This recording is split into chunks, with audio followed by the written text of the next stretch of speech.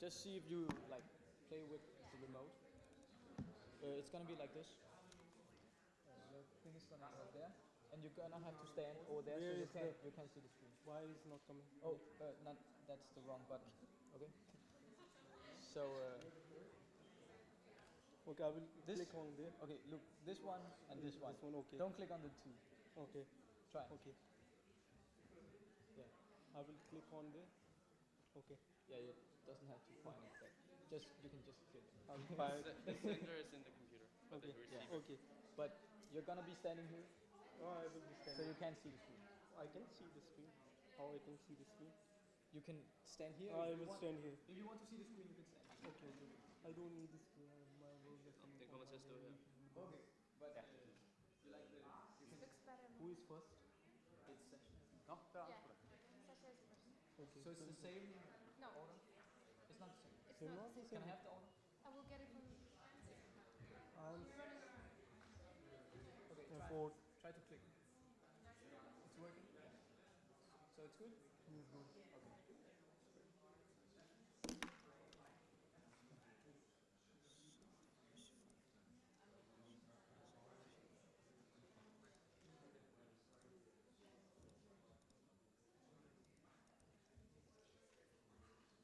So not usually the tech.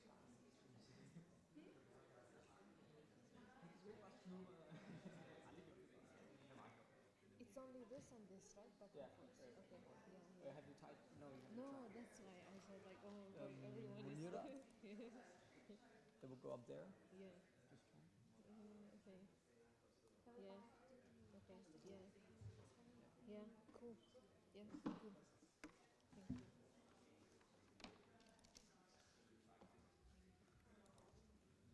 Men hvornår så hun starter?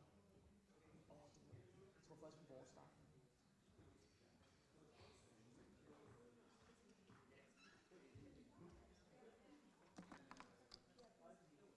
Det må du.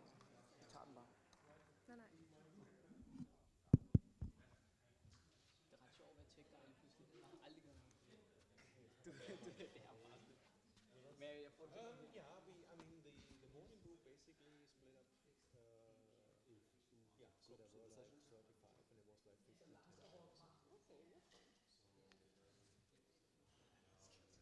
He doesn't have anything to present except two websites. He's presenting standing here.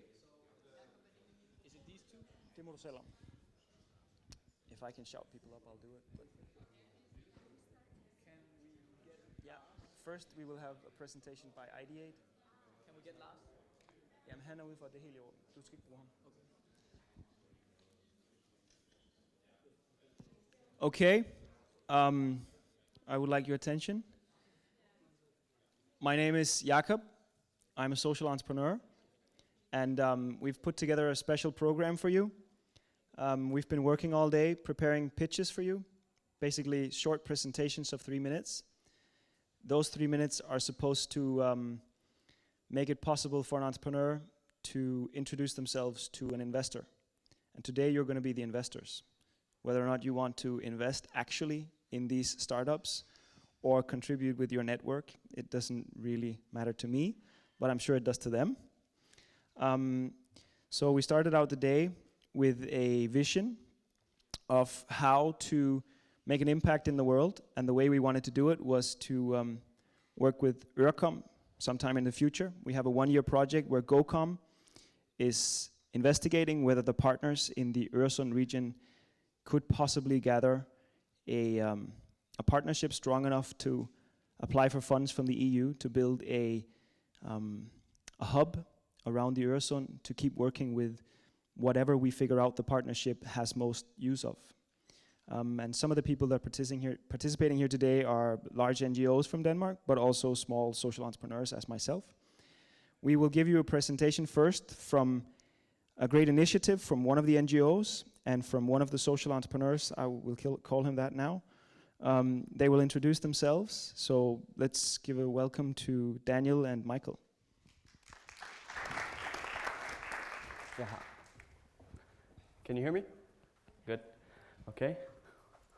Just get this up.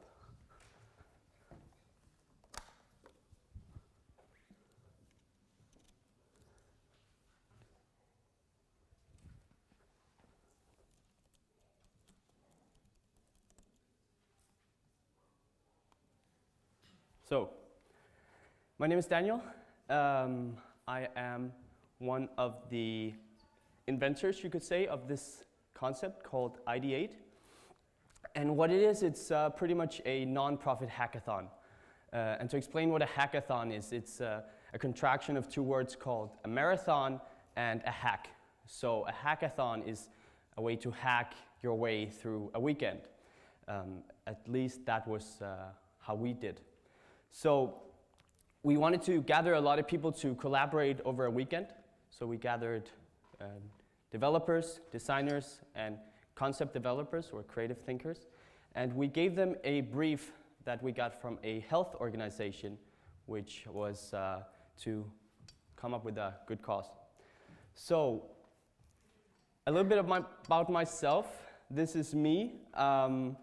I used to arrange or host events for quite a while, 3 years or something like that. And I'm not going to explain why this matters now, but I will later. So just a short introduction. I also worked as a developer for quite a while, mainly in advertising agencies. So I have been a developer for a little over 10 years now. And yeah, so that's also what I do. And third, I've worked in a lot of different advertising agencies. I've worked with both in the creative side, coming up with the concept, all the way to actually design and development. So that's kind of my areas of expertise. Right now, I'm very active in the Danish startup environment or startup scene, where there's a lot of interesting things going on. So back to IDEAID. Why did we do this? First of all, I really wanted to kind of test myself or in doing a lot of different things. And when you do a hackathon, you actually have to do a lot of things. You have to gather great people. You have to market. You have to advertise your event. You have to get sponsors, all these kind of things. And I think it was a very good learning experience to try that out. So the reason why we did this was that we think that there's a great potential with people who actually wants to contribute but are not in the NGO scene. So people inside advertising agencies or startups and these kind of things. And we think that if we could come out with a strong message that they would actually understand, then we could kind of convince them to join. So that was mainly why we did it. We put every team together with like three people. It was a designer, a developer, and a concept developer. And the reason why we did this was to kind of diversify the skills that actually are available. So we wanted to mix these people so they could come up with ideas that would not only be in development. Because engineers and developers in general, they're very good at coming up with solutions, but when they have to package and actually explain people what they do, that's kind of where they lack. So we thought that if we would put people that are great at kind of communicating and also packaging things, we could end up with a message that was much stronger than just a bunch of code. So we partnered up with IDEAID. They were the ones that actually provided us with this non-profit brief. And they are an organization that focuses on giving people the knowledge so they can, giving people the knowledge so they can make informed decisions themselves. And what that meant for us was that they're right now doing a project in Ghana where they're focusing on the gold mining industry. So our kind of brief was to see how we could tackle some of the issues related to the gold mining industry in Ghana. There's a lot of different aspects to it. I won't run through it all, but in the essence, it's land being taken over by corporations which they don't own, or there's noise pollution around school where children really can't focus, or air pollution, all these kind of different things related to mining in Ghana. So we thought the brief was quite important when we wanted to work with these creatives, or whatever you call them. Because in the NGO world, there's stacks of paper and a lot of information, but that's really hard to grasp if you have to work over a weekend. So our focus was really to kind of narrow that information down into a creative brief, as they say. And a creative brief is very wide. So you might not end up with what you expect, but you will get a very, very varied variety of different things in the end. So we thought it was very important to give people that freedom. They come here, they work for a weekend for free, so we wanted them to have fun and be creative around this brief. So the reason why how we did get these participants was, of course, to speak in their language. They're maybe not that information savvy, so they don't want to sit and read walls of text for weeks in and weeks out to actually participate. When they come, they want something that they can grasp. And a project about helping with some of the issues in gold mining industry in Ghana is very easy to comprehend. So that's kind of how we gave the message. So kind of simplifying it. And yeah, now I'll return to my story about why this matter and why my time in the event industry actually matter, I believe, is because what you do when you have a party is that you actually try to have fun. You dance and you do all these things, but also from an event organizer standpoint, you try to provide as much value as you can possibly do on this. You have, people dancing in lines from the wall, from the roof, and these kind of things. And that was kind of my perspective on when I wanted to have this weekend. That it should be a lot of fun, and people should be able to loosen up and drop their barriers and maybe not compete as much, but be more creative. And one of the ways we did with this was actually in the opening of the event, we had a DJ playing and we had free beers and people could mingle and have fun. It was on a Friday evening and we invited people in to come. And we did a small workshop which also involved people getting together and being challenged in this way. Pitch training throughout the weekend. There was another thing of kind of really pushing forward that the message comes out clear when they're actually pitching in the end of the weekend. So that was also something. And different talks and of course video and photos to document the whole thing. Also we did provide free food, free drinks throughout the whole weekend. And we had some great facilities in the center of Copenhagen at a penthouse, big advertising office where people could get to the roof and go to the roof and have some air. And I think that's also really important if you have to sit and be creative around the whole weekend, that you're not inside a small cubicle, but you actually get people some air to breathe and some place to be. So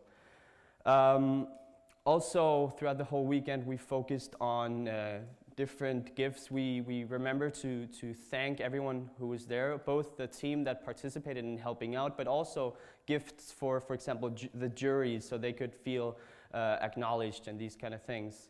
And we provided gadgets we had 3 prizes overall. We had a first prize, which was a trip to Africa, to Ghana, where they could come down and actually execute upon what they had done. And of course, like runner-ups, best design and best hack, we had prizes for them, which we got through sponsorships. So I'm going to show you now a short video on how the Saturday happens. So yeah, I'll just do a small sound check to see if we're there.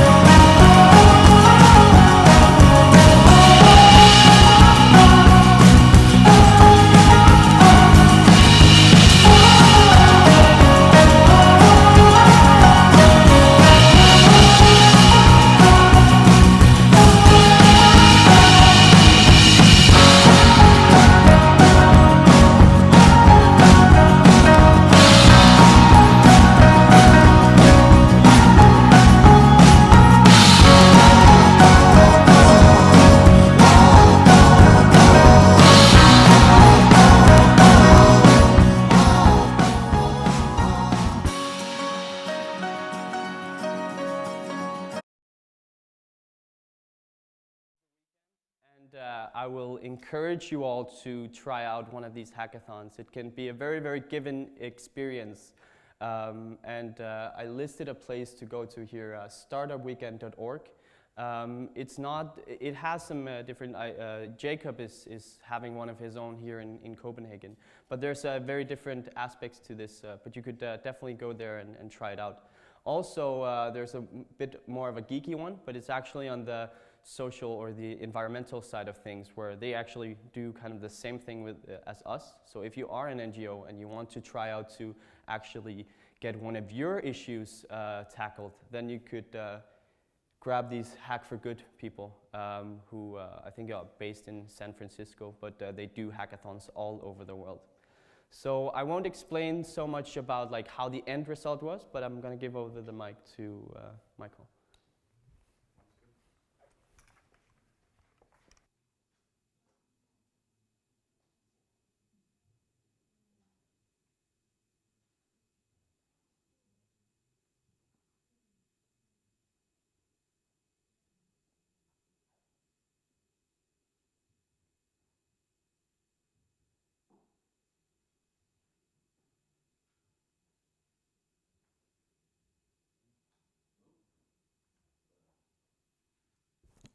Hører I? Ja, jeg hører i hvert fald. Ja, jeg hedder Michael, og jeg arbejder for IBIS. Why did I start that? Actually, I only heard that this were in English like the day before yesterday, so I was rewriting the whole script yesterday. Yeah, my name is Michael. I work with IBIS and has been working with NGOs for 10 years.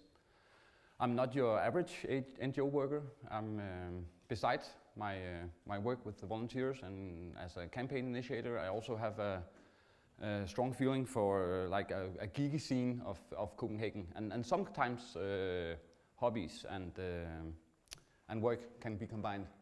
So one of the things that we did last year was creating this photo blogging booth running on solar power on Roskilde Festival, which were directly to send pictures of people via Tumblr on different platforms. Then we created a sign-up platform for Operation One Day Work, where a generic diamond would be made out of the people who signed up, so that all of their letters would be made into this diamond, and the more people that signed up, the more beautiful the diamond became. And then it was printed in a Sierra Leone newspaper, so that was kind of a new thing to do. And then also we actually did a hack on a globe, because the computer hacking is not the only way to hack. We cut a globe open and painted it black inside and drilled holes where known tax havens are, and then we put the Danish Minister of Tax in front of it and said, well, you see that they are, what are you going to do about it at a conference? So yeah, that's some of the projects that I've been working on. I met Daniel back in January, and that was just when the hackathon was, the NGO hackathon was starting to take form, and I kind of wanted to get on board just as it happened. Of course, I knew I had to go back to the organization and explain why we were engaging with a new audience and what were the meaning of all of these people spending a weekend in front of their screens. But my general idea was that people are doing this all over the place. So by connecting to outreach of new volunteers for IBIS, we could kind of spearhead our way into a community blossoming in Accra. So I kind of wanted to make sure that they didn't just go there and deliver like a phototype and nothing would ever happen. I wanted to actually send them there, and it was kind of a wild chance because for one, I couldn't come along, and yeah, most of them had never been to Africa before. But before I go further, I should probably introduce the organization. You should go to the webpage if you want to hear a lot, but it's Danish-based traditional solidarity movement, you can say, growing out of the anti-apartheid in the 60s and now working in 9 countries, a yearly turnover of 280 million in project funding in primarily West and Southern Africa and also some places in Latin America. But for this project, we needed like a component that the developers could work up against, and it was this. It's called community empowerment for fair and accountable mining, which was just a concept note that were being developed in an innovation program of the use of IC technology in creating tools for citizens to make their rights heard. And we were working with some really strong partners in Ghana that kind of had the outreach and could, when we were to implement it, like get people actually to use the technology. Let's see, what's that on? Sorry, det var ikke meningen. Yeah, Ghana is, like just a little background, is the second largest producer of gold in Africa. And of course this industry has had a great effect on most of the communities we grow with. But in the rural districts there's kind of most of all pollution and still poverty. So yeah, the databases that we are going to use in the hackathon that we found from governments were really messy and actually not something that these guys could use for visualizing the problem. So we needed data collectors. And the pitch we gave, like we narrowed it down to, you have the rights violations like land grabbing or pollution, then you have the citizen, the tool and the database. And then the developers were to create the solution over here. So they kind of had their take on, this is what we might think would work. And also the IDEAID were really great in helping us narrow it down so they would understand. And then in the end, one of the teams actually came up with a quite clever idea, something called Be Cool, Stay in School. It was a toolkit for teachers to use SMS to make protocols of student counts in classrooms, because if and when there's illegal mining, then most of the children are taken out of schools and goes to the mining. So actually you could see where the mines are and where the schools are and how many of the students would attend at a certain point. And that would make a tool for decision makers to actually do something about it. I have to make a disclaimer because I wasn't able to go to the hackathon, which I would have loved. But I was in Sierra Leone creating this new media storytelling whole world in school campaign with some other volunteers. But what I found was that like the youth there, they want phones, they want internet activities, they want, yeah, you can ask me about that campaign afterwards. It's not really about this one. But we decided that we were to send the winning team to Ghana, and we didn't know anything about tech startups, neither in Copenhagen or in Accra. But then luckily the internet, but also Jacob, which is part of this event, sent me some relations on Facebook, and then you just start digging and you find more and more resources until you actually find some of these hubs. The thing is in Ghana that they actually got some high-speed internet way back in 2009, and this incubated a hub of new startups. There was a lot of bloggers, a lot of people trying out new technology and new media, and not only working for businesses, but also for civic pressure. Like on the 2012 election, there was this Twitter handle that a large community of online participants were using to make sure that it was fair and accountable and peaceful, the whole, and it was really internationally renowned that something is happening here in Ghana. But one of our local partners, our local staff, found this space called iSpace that were growing out of this whole environment of people. And they would also help us in further introducing us to people. So the people, the winning team, they kind of made a rapid event page. And like when you're working with people that knows what to do and have tried deadlines before, when we said go, 2 days after they had like a really nice web page up. You can go to We Mind Ghana and see how they promoted the event down there, because we wanted to do something similar to what actually happened here in Copenhagen and show to the communities in Ghana. The first day, this winning team met with the people at IHUB and some of the IDEAID staff, and it was kind of a brief meeting because they all wanted to get to work. We had gathered 30 peers in Ghana already, and they were to show up the next day for a knowledge share. And that was really a success because those 6 days that this team had in Ghana were already booked. Like they were filled up with meetings and contacts. And one of the things that the local people said, you have to go to this school. We didn't find that before because it's a very commercial thing, this Meltwater School of Entrepreneur. Yeah, School of Technology. It has a 2-year program which fosters African software entrepreneurs into Google, Microsoft, all of these major places. And they also have an incubation program called MIST, where a lot of small startup has grown out of. And actually, what we didn't know after they spent a day there meeting up with people, were that we could actually have stopped there. But they didn't have the lead, and they didn't have our team there was supposed to find a local based software development team that would be able to take the process of this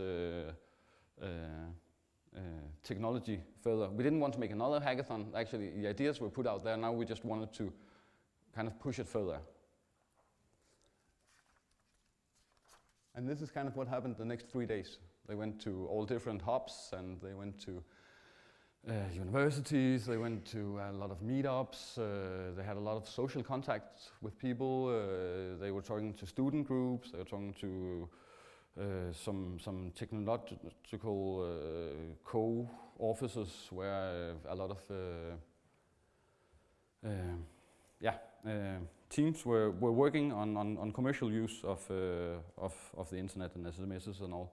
And they actually wrote back that day and said, we're not sure that this is going to happen. You kind of put us out there, and what we asset right now is that we don't have any team that can work in rural areas in Ghana. We don't have any teams that have worked with NGOs before, like big NGOs, because it's not something put out there to fail. It's something that we really want to try out. But what they actually needed was just a day off. So they went out and visited the jungle and had a half day where they kind of just cleared their mind. And when they come back the day before that they were going home, they met up with some of the people that they had met at the iSpace and also later on in one of the university workshops. And they said, well, I think we might have spotted someone that you can work with. These guys, they won a hackathon just 2 months before you came here for UNICEF. It is this SMS to protocol service, and it's of course it's for health, but let's try and find them. And then, of course, the internet came into use again because they Googled them, they found them, and they put up a meeting, and these guys just rocked. They had this Pole Afrique service up and running, which was like a market survey outreach. And then, of course, they were just a week of going into beta with the UNICEF app. And it was just a match, and the people from our team, the winning team, they could kind of look at their code and what are they doing, does it seem like it's going to work, and they ended up recommending those, and they actually grew out of the Meltwater School and has been part of the MEST program. So yeah, we didn't meet them the first time, and that would have happened. If we went there as an organization, we would have got in, we would have talked to people, and yeah, maybe not, and we might never have met them. But because they were young people and they were trying to also help each other, they came back and said, hey, we have heard something, and now, so they were already engaging in the community down there. And actually we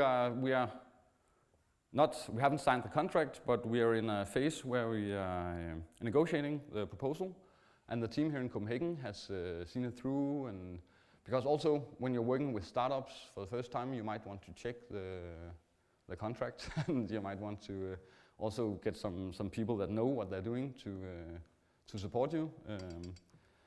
But it seems like that that is going to happen, and we're going to have a local partner that are going to develop software for a local NGO. So IDEAID is kind of maybe out of it, hopefully. Because we are not the one that are supposed to run this. It is supposed to be something that grows out of our local partner. We learned some things during this whole process. One, NGOs and startups are not the same. But youth are. When you look at what they actually want and what they need to do what they do, it's mostly about technology and access to technology. What I also found out more than, and that is from my disk, so I don't know if it's real, but it seems like internet cafes are starting movements in Africa. When you open up to a place where there's actually no access to technology, then people will start learning by themselves and creating new hubs for initiative. One of the things that they spotted was this growing out of internet cafes called bar camps. Anders might have heard about it also. It's an informal network of people that do presentations and yeah, like we're doing today. But it was kind of a wild chance to send some young people to Africa without further notice and as a prize, but also with the term for reference, because they were actually going to give something back to us when they got back. And like writing the report was awful for them. They have never tried.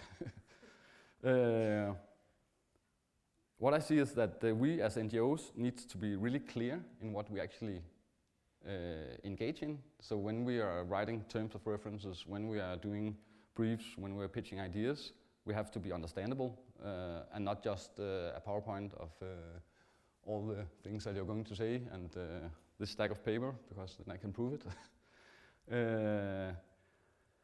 And yeah, of course, we need to meet more. Because you have to get to know each other. What I didn't tell you about when I was at the IDEAID slide before was that this year, due to the Ebola epidemic, we are creating an emergency response because it's affecting a lot of our programs in West Africa.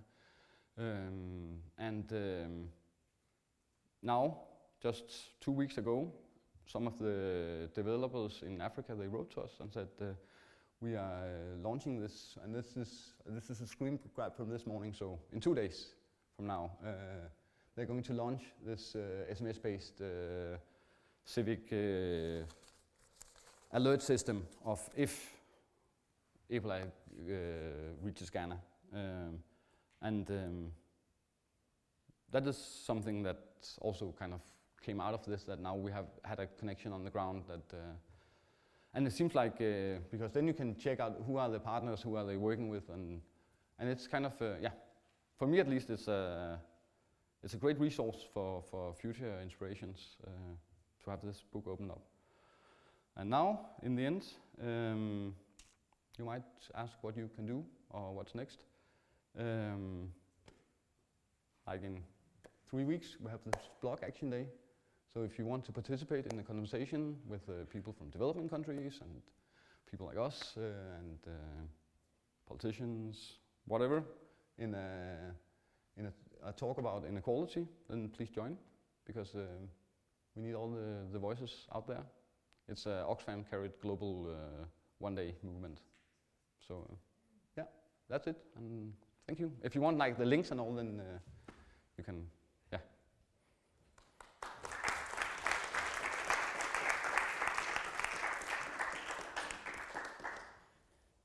So we didn't actually get, we forgot to put the links on this, or the slides on that link. So we might comment it on the stream on Bambuser. Yeah. You can just put a comment there. Yeah.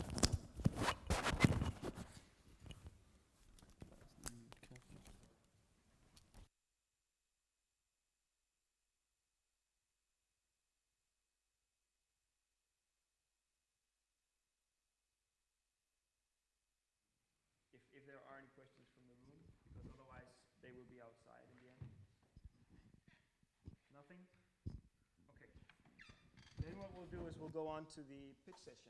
So I need you, Fluke. And Sasha, you're going to be first. And what you'll see now is a contrast to what you've experienced previously today and tomorrow. I want to make one little commercial, which is we've had fun today. Thomas will maybe promote it later. If you feel like doing what we've done today, tomorrow in Malmö, you're very welcome. We have another parallel session where we do pitch training. We might do some idea generation. And now it seems to be working. And if you want to join us, just come along and we'll make the best thing out of it. Sasha? Yes. Go do your thing. Do you need a microphone? No. Okay. And the next one up is Mignot, and you will be ready right here. When Sasha gets off stage, you just run on and I pull her off. We have 3 minutes and somebody is timing it. Who's timing it? Okay. Yeah. So you'll be given a notice like 30 seconds before the 3 minutes is up, and it's going to be like, psht. Okay? Not to disturb you. If you run over, I'll just be like getting closer and closer and closer. Okay, cool. I'm Sasha, and I come from IDEAID, Denmark, which is part of a large global NGO with 40 different organizations worldwide. And our vision is to have a world with dignity and no poverty. The 3 major ways we do that is through campaigning, policy, and empowerment. And I primarily work with the empowerment through training, where empowerment is action, you could say. The reason why this is how we do this through action-based learning. So it's very much on a practitioner level, meaning that we go out and do creative ways of doing it. How do we use theory as a way to go out and do it in the field, and how do people bridge that into society? So people actually, if you hear what they talked about before, about people knowing their rights, about land grabbing and so on, how do they know they have these rights? So that's the baseline. For my part, I worked with training of trainers, meaning they get the methodology to go out and train, which is very needed because many people have burnouts. If you burn for things, burnout is a very likely thing. And if you don't have your methodology, you have some issues in that way. Primarily, we have worked with our own people till now, but we want to work on a larger scale with other NGOs and other practitioners around the world.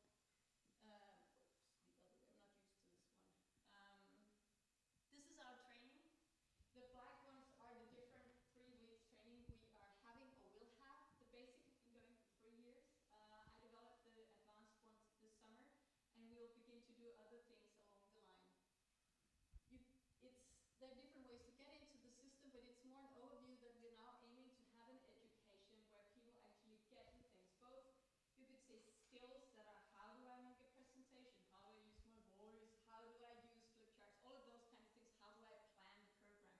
But on a different scale, there's the other part that is, as a trainer, you put yourself in place in something. So how do I avoid burnouts? How do I know my inner things? If you're going out working with human rights, and in some countries you have been brought up with a system that says that, say, gays, for instance, is not all right. Right now in Uganda, it's actually prohibited. You can fight for the rest of your life. If you don't tell others have it, you will be put in jail for 3 months, 3 years. So how do I get into dialogue with my own belief system, which will be in the advanced and in the masterclass. So you begin to engage in a different way alongside with the techniques.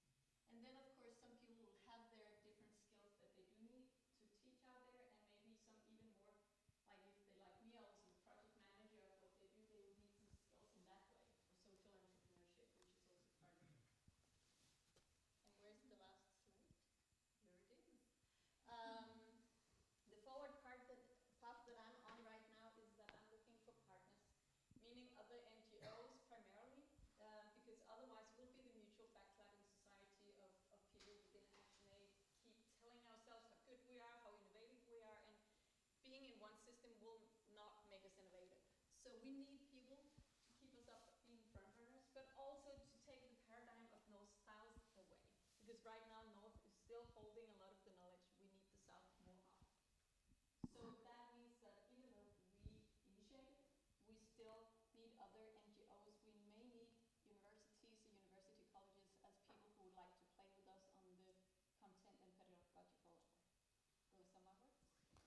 Thank you.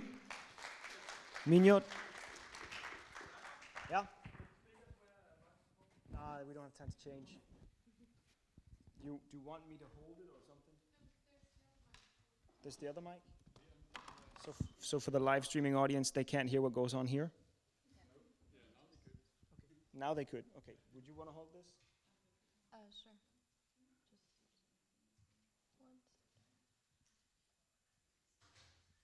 Do you have the remote? Yeah, I do. All right.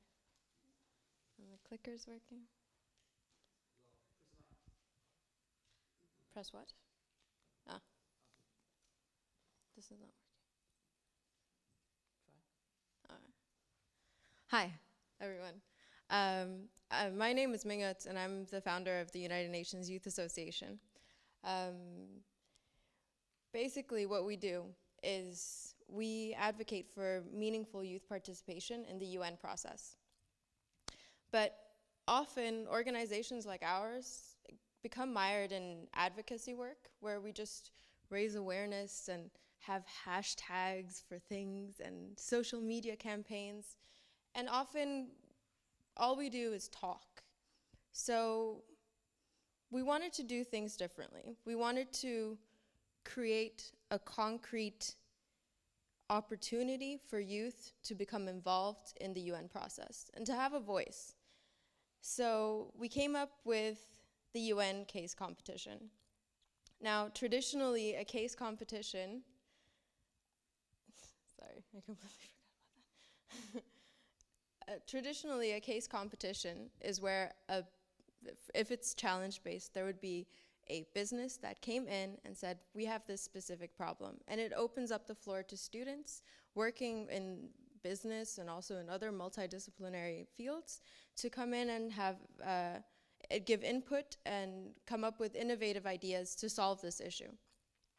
So we took the business aspect of it and we replaced it with the UN.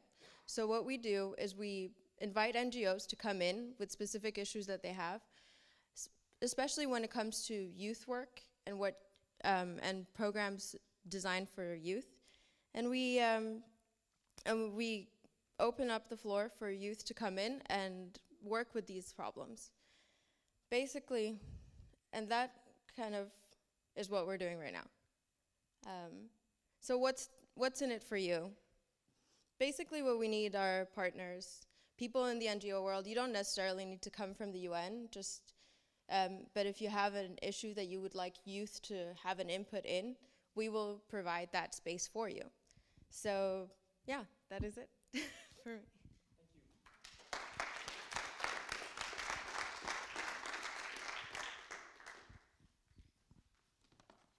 That was 2:16, so we made up for the time we lost.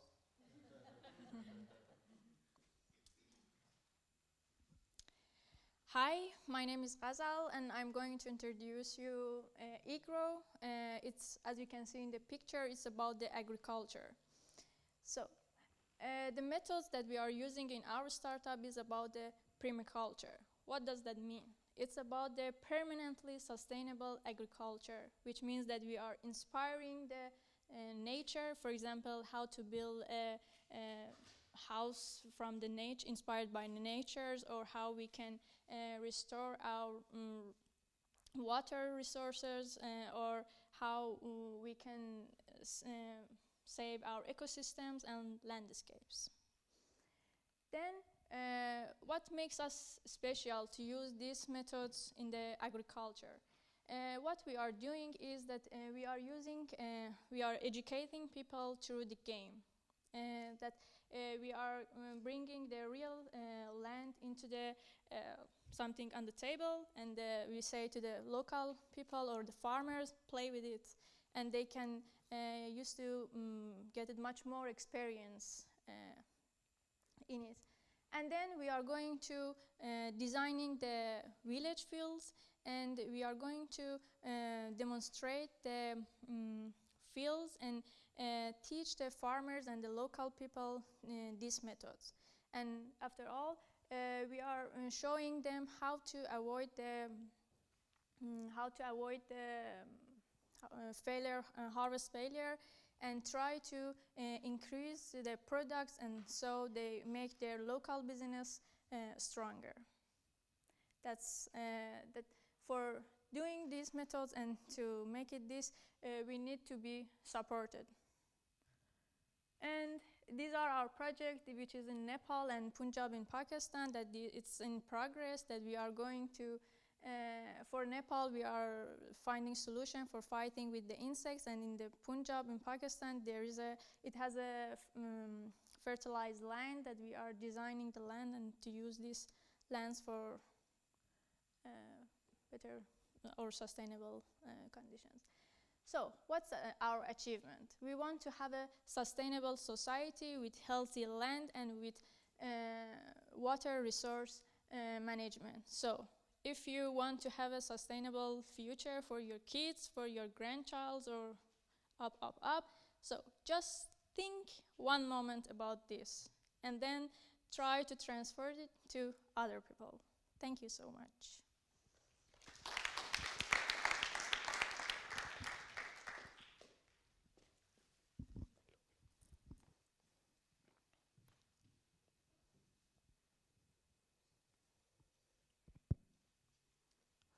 Hi, my name is Muhammad, and I'm the co-founder of Diversified group of companies. The concept behind Diversified is that whenever I went to the different conferences in Denmark or other countries, the main question when I discuss about the other markets in Asia and other, they came up to know that they don't know about the reality of the markets, and they don't know, they don't have the people or resources when they are the corporate have to go to the other markets. So in order to solve the problems, we formed a diversified group of companies which deals with Antares is one of the company, which we formed. Nordic Compass is a trading company when dealing with other markets. eGrow is already, Ghazal has discussed about it. Bookkey is electronic book. And Scandic Bridge is the African entrepreneurs to come here. When Scandic Bridge formed, when the African entrepreneur Frederick came to us and he needs help to do business in Denmark, so we gave the facilitation, we help them and meet the people in Denmark, vice versa. So this is the major problem that many companies are, when they do business, they are facing in going, because stereotyping is very much around the corner when they do. They have the facilities available in the market, but they're very expensive, and they give the bookish solutions. Because when they deal with local, they ask the answer from the local people with the local knowledge. They don't ask for the people on the other round of the globe. So we are here with the expertise of the local market in Asia, Africa, and Australia. So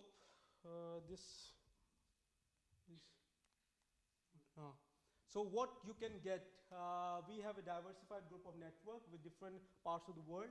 And especially we have startup companies, and we have people with universities, degrees, and highly qualified people around under our belt. And we can help the companies which are in the current projects, or which do the future project in different around the globe. So we will help the companies to get the perfect this one. And then we help the startup companies which needs expertise and knowledge, because as we are also the startup company, and we face many difficulties in doing business because of sometimes we need some expertise. So in this we understand the difficulties what startup faces, and we help them in this regard.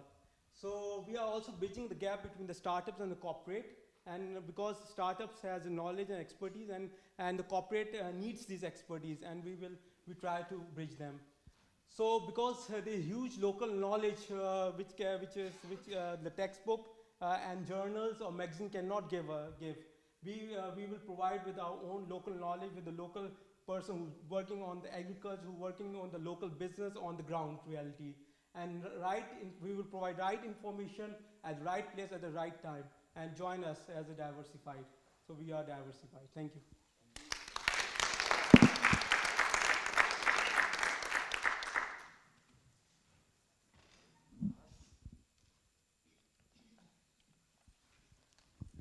Okay. Hello, everyone. My name is Munira, and I'm working in NGO organization called Målsplats Magan in Lund, Sweden. We basically work with immigrant communities, and most of people that we work with are women. And we try to help them to find employment opportunities. According to statistics, it takes about like 11 years for a immigrant women who just came to Sweden to enter a job market. So it's a big kind of burden for the Sweden as a whole, because they are dependent on the social benefits, and it causes tension between Swedish and basically immigrants because of this. And we were thinking how we could kind of create job opportunities for those women, like taking into account what they can do. And basically we came up with a project that has been started a year ago. It's called Together Thursday. So we noticed like there is another challenge basically in the society that is about having so many different cultures that do not really talk to each other. So we thought that it would be really great to have a space where we invite everyone basically to have a lunch together. And of course it's not for free because we have to make money as well. So we have every Thursday lunches basically in a creative space in Lund. It's called Black Pearl. Around like 50 to 60 people every time they from different places they come together. They have lunches, and this really helps to decrease the kind of the decrease the differences between people, and encourage them to learn about other cultures through food. We cook really international food because of the women who we work with, and we also try to introduce different cultures through music as well. So these are kind of the benefits that we have from the project. And due to the limited facilities that we have, now we face the challenge to expand our kitchen, and we're trying to find some more funding for that. And we noticed that there is a real interest in other organizations, and they're basically inviting us. It's just we can't really provide to them yet. So this is our challenge, and I hope you can support us by spreading the word or by advising us what we can do in the future. Thank you.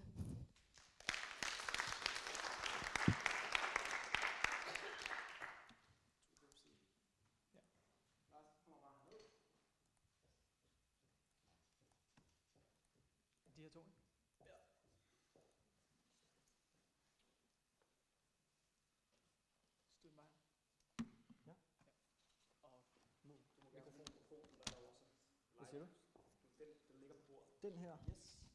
3-4 testing. Ja. Hej, jeg hedder Lars Conradsen. Punktum. Yes. My name is Lars Conradsen. Today my entrepreneurial foot was winning. The one wanted to go to see the Pearl, the learning spaces where you guys went. But I was heard that they were documented, so I'm going to study them later. Wouldn't it be great if all the learning spaces at a conference like this was documented and also accessible for 360 days? Wouldn't it also be great if the people you meet on a learning space like this, you can connect with them in exactly that form that is useful for you, sharing big files, video call, that kind of stuff. I wanted for many years to create a platform that will sustain relationships. I call it personal global network, and for me it's just staying in touch with, let's say, 5,000 people I met over the last 15 years. But if we form this association or network, we can actually see in 360 days how many of us who is here at this conference who have benefited from it. 3.5 years ago, I created an association called Campus Innovation Denmark. It's just claiming that we do way too little to find talents on campuses. And we also will hopefully form Campus Innovation Europe and Campus Innovation Global. What is this is just a volunteer association, but if we manage, which is my claim here, to find the perfect way to stay in touch in a secure manner and exactly user-friendly in the way you like it, you will benefit from it in your projects. You'll be able to finance better, you'll be able to make connections better. Right now our tools are very basic. We have business cards and we have emails. Some of has Skype.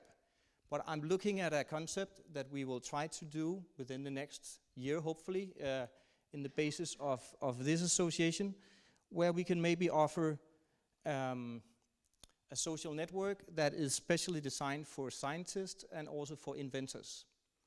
What we definitely want to do in the future is to enable the people who want to make a difference to be efficient.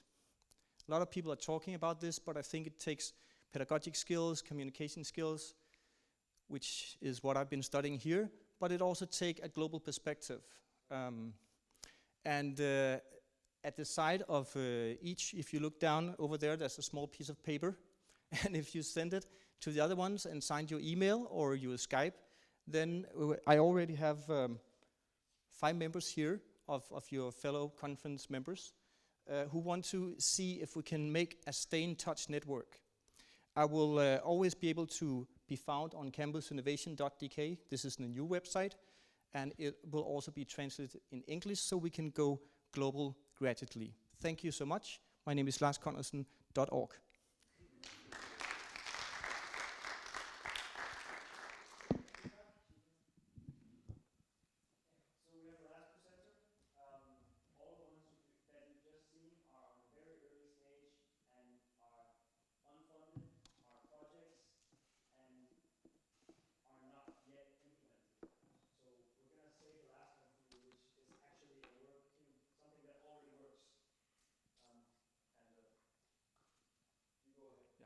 My name is Deepak and I'm founder of Dazin.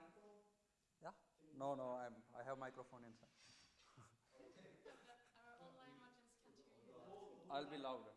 No, we need it for online. For online? Okay. It's just difficult for me to handle both the things. No, it's fine.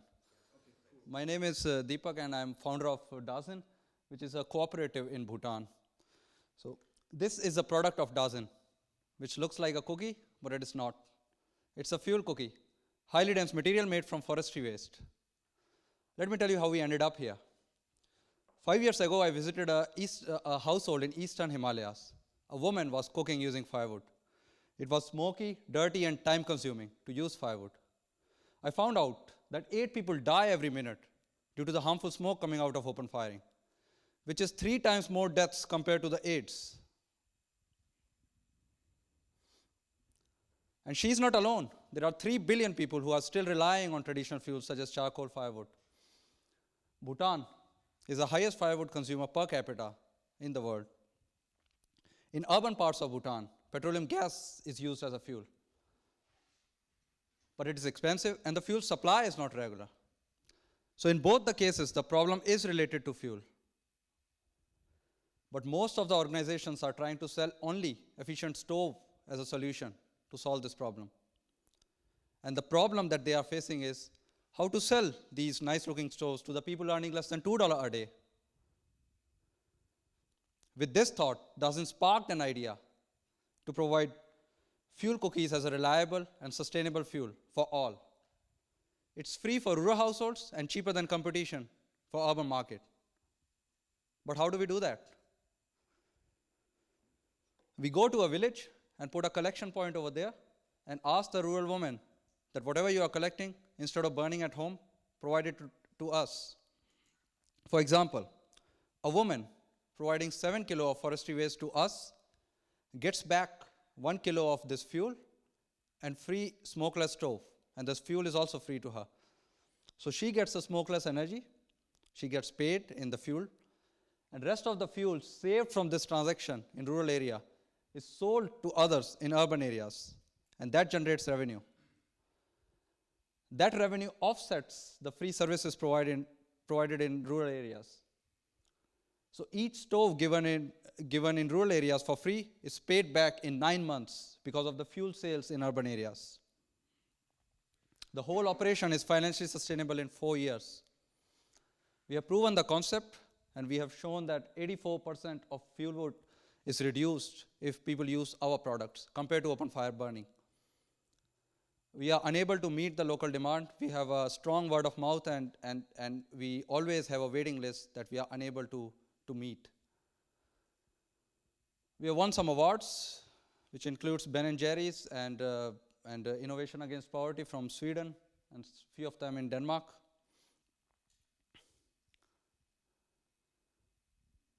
We want you to spread the word, and we are looking for people who are working in communication and development world, who can come join our team to spread our story in Scandinavia so that we make our foot nearer to the seed funding.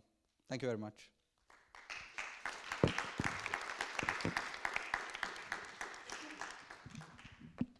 So here I would cut in again, and I would say if there are any questions for Deepak, they are allowed. I would actually encourage them. When I first heard, there is a question. Norbert. Thank you, Deepak. Have you considered the possibility that you might sell the gains in firewood, that they might be sold as CO2 quota?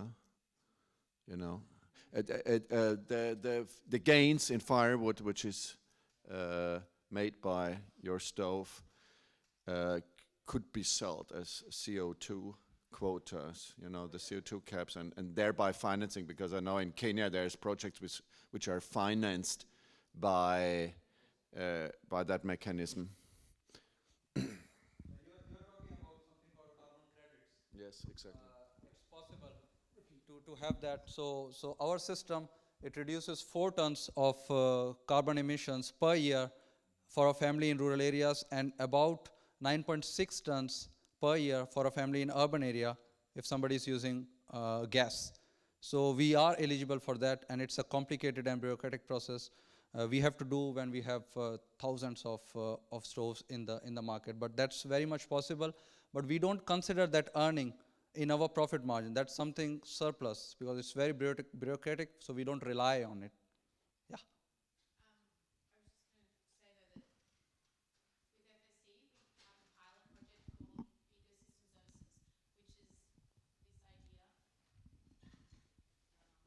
Like to hear this for the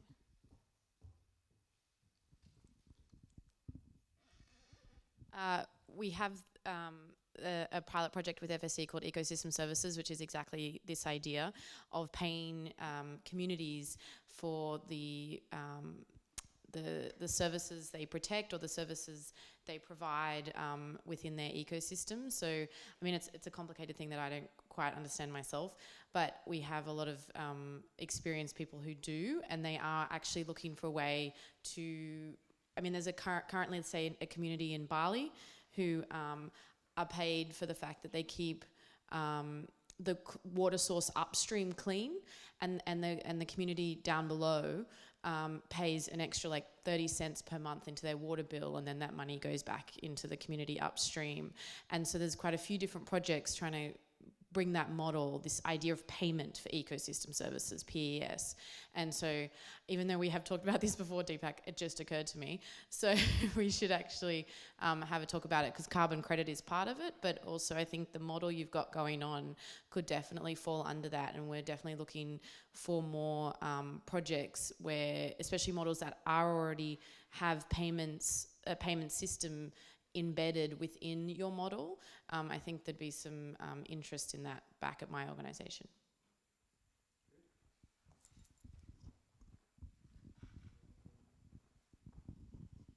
Okay, so if there are any more questions, this might be the last chance. Nothing? Thank you, Deepak. Tor, would you come and give a word? We very much believe in making impact through business models, and that's why we're here. That's our hidden agenda. We believe that activating communities by giving them financial incentives and creating sustainability at the same time, that's what it's all about. And that's what we've been hearing from young entrepreneurs and innovators today. They have ideas. We want to build business models on top of their ideas so that we get an impact corresponding to Deepak. So we've built a workshop for you today, and Thor will introduce it to you. And then Thomas will round off the day, and we will go outside. Thank you, Jakob. Wow. Okay, so I guess you can hear me. Hello, everybody in here and out there in the big world. My name is Thor. I'm from a company called Creature. In Creature, we deal with entrepreneurship, sustainability, and social innovation. That is to say, what we do is that we try to improve society through business. And Jakob just gave a brief introduction about what that might be. We have, for instance, been working with Deepak for the last 2 years on his business model. So we do. What we try to do is we use business mechanisms to create a positive impact. And for some people, that's a paradox. On one side, you have money and capitalism. You know, I'm a consultant, so I like to use matrices. So on one axis, you have capitalism, money, and the further out you go, the more evil and capitalistic you get. Okay, and I'm going to go back here. And on the vertical axis, you have habitalism, you have, philanthropy, love, Jesus, everything that you do for free, volunteer work. And what we really believe in is to bridge the gap between those two axes, so we end up in the corner up there. And I think all those presentations that you just heard now are really innovative, and they try to find that link between capitalism and habitalism. And a way to work, with that is of course to work with the triple bottom line. How many have heard about the triple bottom line? Yeah, that's a fair share of the people here. So it's people, planet, and profit. And we need models and concepts that don't compromise on any of the three bottom lines. Because the thing is, if you want to create change for people that lasts, then you also need to do it in a way that doesn't harm our planet, and you need to do it in a way that doesn't make you run out of money, and then you need to get a job in a bar or something. So, I'm here with an invitation to you and an offering. My invitation is this. I would like all of you to, after this, I'm guessing we're kind of tired after a long day, all of you to come out and get some refreshments and talk to all those inspiring entrepreneurs we've just heard. Pick their brains, figure out how they are doing what they're doing, get some innovative ideas. That's the invitation. And I also have an offering. Thank you, Jakob. And my offering is that we have developed a tool especially for today. How many know the business model canvas?